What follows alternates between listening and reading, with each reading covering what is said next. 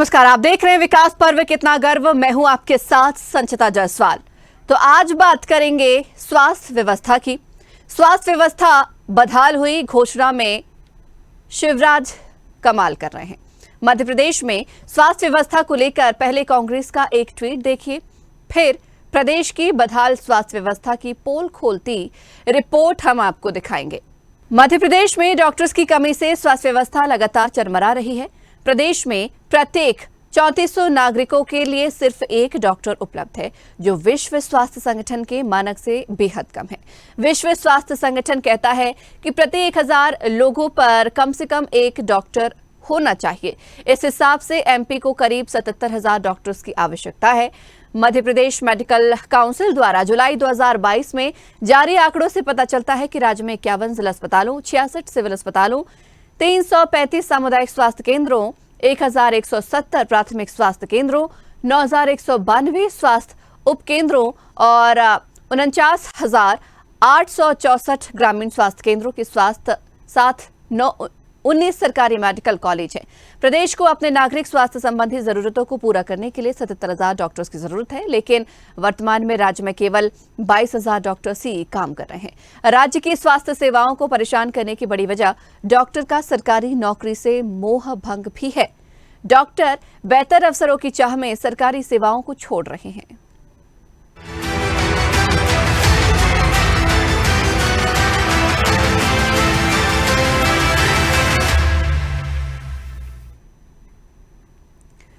भाजपा शासित मध्य प्रदेश को वहां के मुख्यमंत्री शिवराज सिंह चौहान एक मॉडल स्टेट के रूप में पेश करते हैं। इसके साथ ही प्रदेश में चहुमुखी विकास का दावा भी किया जाता है, लेकिन जमीनी हकीकत इन दावों के बिल्कुल ही उलट है। हालात ये हैं कि प्रदेश में बुनियादी स्वास्थ्य सेवा भी बदहाल है। मध्य प्रदेश के सरकारी अस्पतालों में महज 5% डॉक्टर ही स्वास्थ्य सेवाओं का जिम्मा संभाल रहे हैं, जबकि 95% पद डॉक्टरों के खाली हैं। इस बात का खुलासा रूरल हेल्थ स्टैटिस्टिक्स 2021-22 की रिपोर्ट से हुआ था। रिपोर्ट में बताया गया था कि मुख्यमंत्री शिवराज सिंह चौहान के गृह जिले सीहोर की स्वास्थ्य व्यवस्था भी बदहाल स्थिति में है। सीहोर जिले के सरकारी अस्पतालों में पर्याप्त डॉक्टर तक नहीं है। यहां सीहोर जिला अस्पताल सहित बुदनी, इछावर और आष्टा विधानसभा के सरकारी अस्पतालों में भी करीब अब 642 से अधिक डॉक्टर्स की कमी नजर आती है।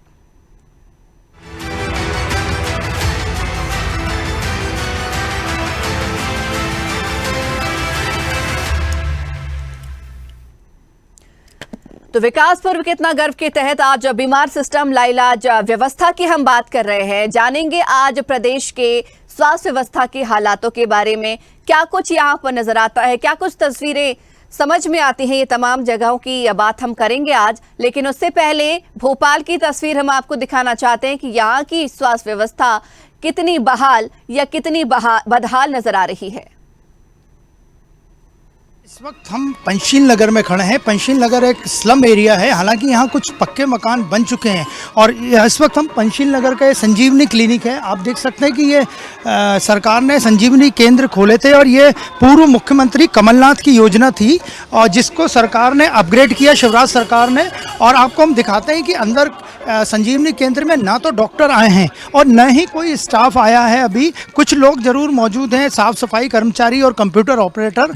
और आप देख रहे हैं ये पूरा संजीवनी क्लिनिक का पूरा परिसर है। यहाँ पे वाचनालय भवन भी लिखा हुआ है। और आप देखिए ये संजीवनी क्लिनिक स्वास्थ्य का बड़ा केंद्र है, लेकिन यहाँ पे आप ये देख सकते हैं ये कुछ खाली बोतलें पड़ी हैं।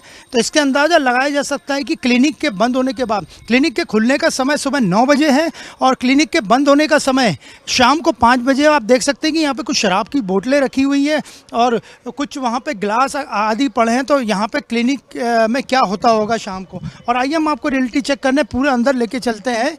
ये पूरा संजीवनी क्लिनिक का परिसर है, लेकिन अभी 9:45 के लगभग हो गया है, डॉक्टर साहब नहीं आए। कहाँ हैं डॉक्टर साहब? पूछ लो यार इन लोगों से। आप यहीं काम करते हैं? हम लोग आउटसोर्स कर्मचारी हैं। आप क्या करते हैं यहाँ पे? ऑपरेटर हैं। कंप्यूटर।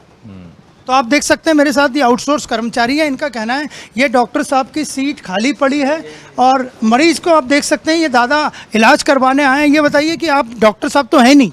अभी आज नहीं आया सर, अभी आए नहीं। अभी नहीं है यहाँ। क्लिनिक खुलने का समय सुबह 9 बजे से 5 बजे तक है, तो आपको लगता है डॉक्टर को आना चाहिए समय पे? नहीं चाहिए था, आपको उनको सोचना चाहिए, डॉक्टर साहब को आना चाहिए, जरूरी आना चाहिए। आपके पैर में चोट लगी है, आप परेशानी में खड़े हैं और डॉक्टर नहीं है, क्या कहेंगे? सही बात, सब नहीं है, सब डॉक्टर साहब नहीं है, क्या करें, और यही कहेंगे क्या करेंगे, अभी आए नहीं इसलिए इंतजार कर रहे हैं। अगर आपको कोई गंभीर बीमारी होती जिसका तत्काल इलाज चाहिए होता और डॉक्टर साहब नहीं है तो कितनी दिक्कत होती? सही बात जरूरी है, सब हो सकता है, डॉक्टर होना जरूरी है ना, सही बात। तो आपने देखा कि यहाँ पे ये क्लिनिक पूरा संजीवनी क्लिनिक है, पूरा खाली पड़ा है। यहाँ पे आउटसोर्स कर्मचारी हैं और सफाई कर्मी सफाई कर रहे हैं। ये कुछ दवाइयाँ रखी हुई हैं जो कि ORS घोल आदि है, ये दिया जाता है। लेकिन अस्पताल में स्टाफ के नाम पे 9 बजे से अस्पताल शुरू होने का समय है, कोई भी नहीं है। आप देख सकते हैं पूरा अस्पताल, ये स्टोर रूम है, यहाँ दवाइयाँ रखी है लेकिन स्टोर रूम पूरी तरह से खाली है। कुछ आउटसोर्स कर्मचारी ज़रूर हैं। आप देखिए ये लैब भी बनी हुई है यहाँ पे, लेकिन कोई स्टाफ नहीं है। और इस साइड आप देखिए, साइड में जो कमरा है वहाँ पे ऑफिस लिखा हुआ है, सिस्टर ड्यूटी रूम लिखा हुआ है यहाँ पे। लेकिन सिस्टर ड्यूटी रूम से आप अंदर देखिए, सिस्टर ड्यूटी रूम से सिस्टर ही गायब हैं। और ये डॉक्टर साहब का, एक दूसरे डॉक्टर साहब का रूम है, यहाँ भी कोई नहीं है।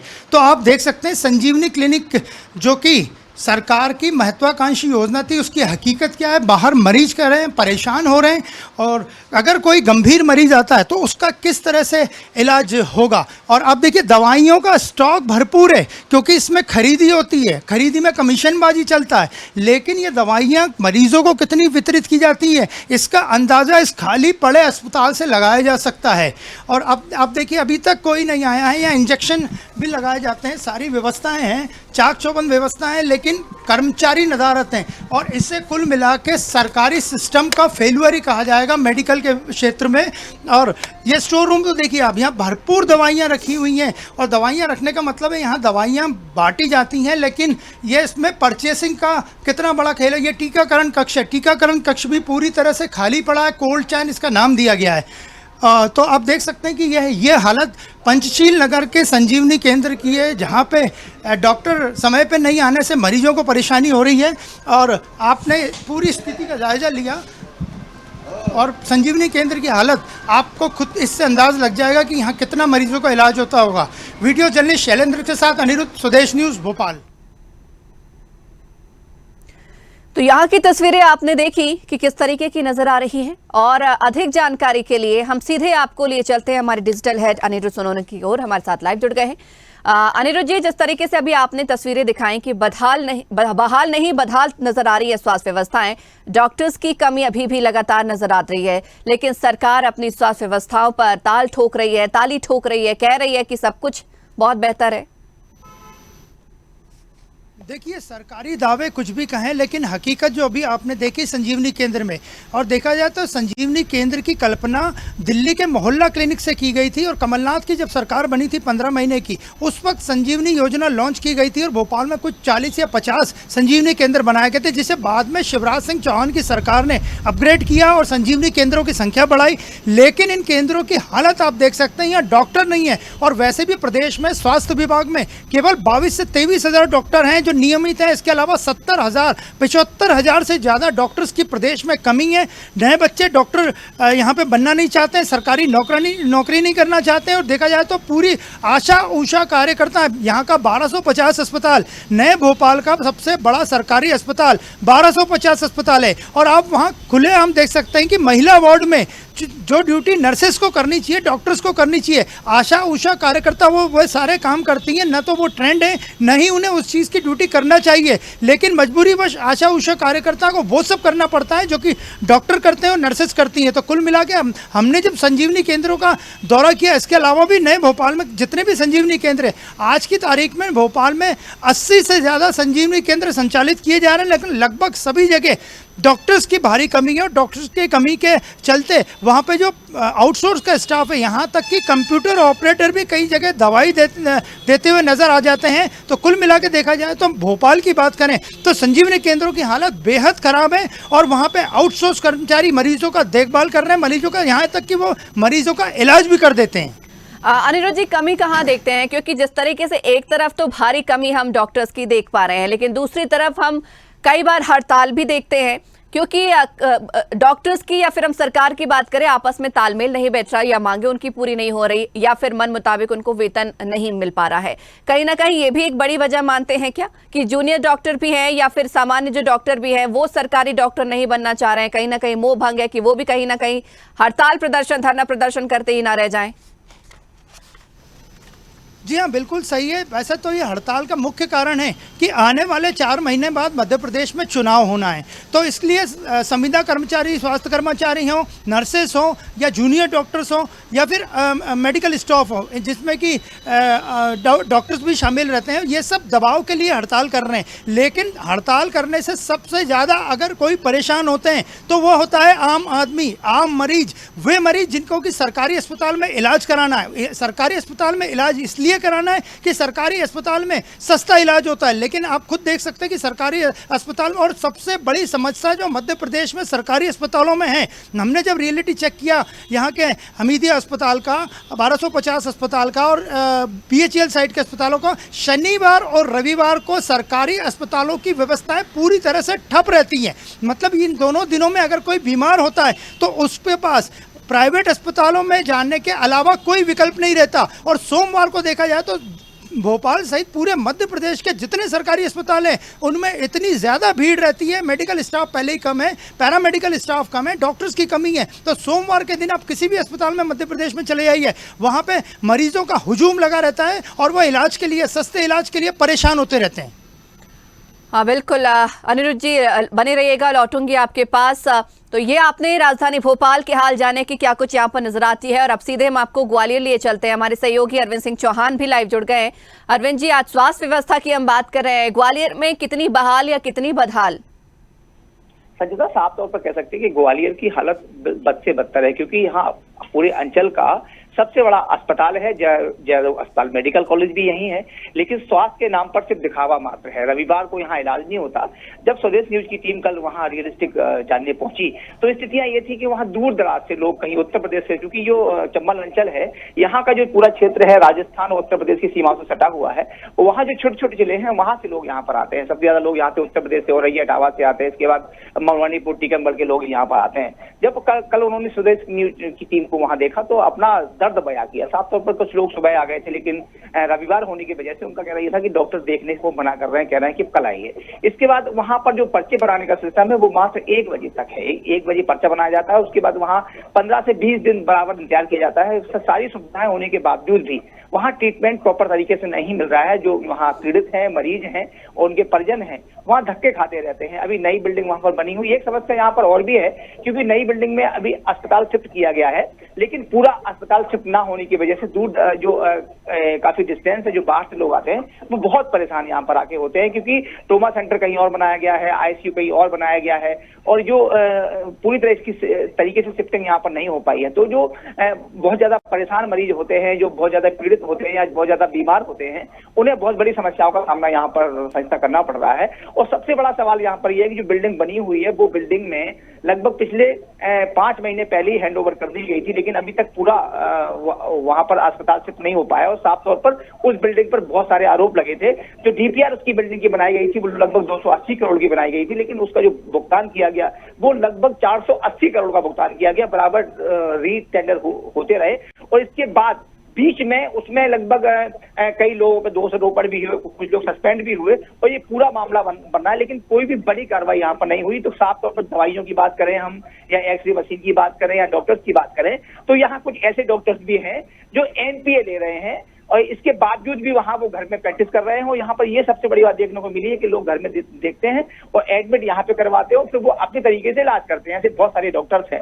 तो सवाल बहुत बड़ा है, ट्रीटमेंट के नाम पर लोग यहाँ पर प्राइवेट अस्पताल में जाना पसंद करते हैं और सरकारी अस्पताल में आते ही नहीं, क्योंकि यहाँ से 10 से 15 दिन में मरीज का सिर्फ जांच की जाती है कि इसे बीमारी क्या है। जब तक वो कहीं ना कहीं दर्द से पीड़ित रहता है और उसकी जिंदगी का कहीं ना कहीं समाप्त होने की कगार पर रहती है। ऐसे बहुत सारे मरीज हैं, वो बराबर नीचे आप जाएंगे तो वहां टहलते हुए मिल जाएंगे और रोते गाते हुए मिल जाएंगे। सबसे बड़ी बात यहाँ पर जो यहाँ धाकड़ हैं वो कहे जाते हैं कि उनका कहना ये कि वो बहुत किसी बड़े मंत्री के करीबी हैं और उनका यहाँ पर बराबर परमानेंट है, अधीक्षक भी हैं। तो अरविंद जी ये एक सवाल और इसी से ये बनता है कि यहाँ पर कमी हम किसकी देख सकते हैं? यहाँ पर प्रबंधन की कमी माने, सरकार की कमी माने, या डॉक्टर्स की कमी माने? संस्था साफ तौर पर अगर सरकार चाहे ना, प्रशासन चाहे ना, तो डॉक्टर की हिम्मत क्या है कि ये गलत काम कर जाए। कमीशन खोरी नीचे से ऊपर जाती है, सवाल यह है पैसा नीचे से ऊपर जाता है और भ्रष्टाचार ऊपर से नीचे आता है। यही सबसे बड़ा कारण है कि जब तक कमीशन खोरी जाएगी, टेंडर दिए जाएंगे, टेंडर अपने लोगों को दिए जाएंगे, साफ सफाई की व्यवस्था वहां पर प्रॉपर तरीके से है नहीं। 900 लोगों का स्टाफ अभी जय रोग में दिया गया है, लेकिन फिर भी आप जाके देखेंगे पूरा अस्पताल थुका पड़ा हुआ है, गली गली कोने कोने में वहां पर कूड़े पड़े हुए हैं। बस फॉर्मेलिटी के नाम पर सारी जो टेंडर दिए गए, टेंडर की प्रक्रिया 900 लोग यहाँ पर भर्ती किए गए, लेकिन काम करने सिर्फ 200-300 लोग आते हैं, बकाया 400-450 लोगों का पैसा घर में भुगतान होता है। जो अधिकारी लोग हैं, डॉक्टर्स लोग हैं, उनके यहाँ सबके यहाँ 2-2 अटेंडर अब काम कर रहे हैं। तो ये कहीं ना कहीं कमीशन खोरी के चलते हैं। और प्रशासन अगर नहीं चाहेगा तो अस्पताल प्रबंधन की हैसियत ही नहीं है और न ही इनकी कोई ताकत है कि ये कोई भी भ्रष्टाचार वहां पर कर जाए बिना। चलिए ठीक है जी अरविंद जी, रोकना चाहूंगी आपको, कुछ देर में वापस आपके पास लौटूंगी।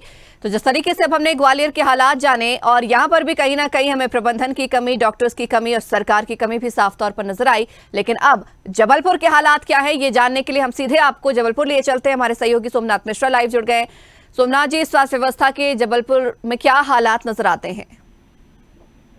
जी, जबलपुर की बात करें तो जबलपुर में भी स्वास्थ्य व्यवस्थाएं जो शहरी क्षेत्र की कुछ स्तर तक अच्छी है, लेकिन ग्रामीण स्तर की बात की जाए तो ग्रामीण स्तर में काफी खराब है। वहाँ पे डॉक्टर हफ्ते में 1 या 2 दिन जाते हैं और लगातार ये कई बार ग्रामीणों ने शिकायत भी की है कि समय पे डॉक्टर नहीं मिलता है, यहाँ तक कि नर्सेस बस अस्पताल चला रही हैं।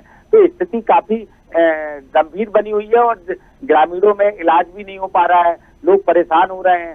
जिला अस्पताल की बात करें तो जिला अस्पताल में तो डॉक्टर का समय 8 बजे से निर्धारित किया जाता है, लेकिन डॉक्टर 9, साढ़े 9 के पहले अस्पताल में आते नहीं है और उसके बाद भी उनका चाय का समय हो जाता है कुछ देर के लिए।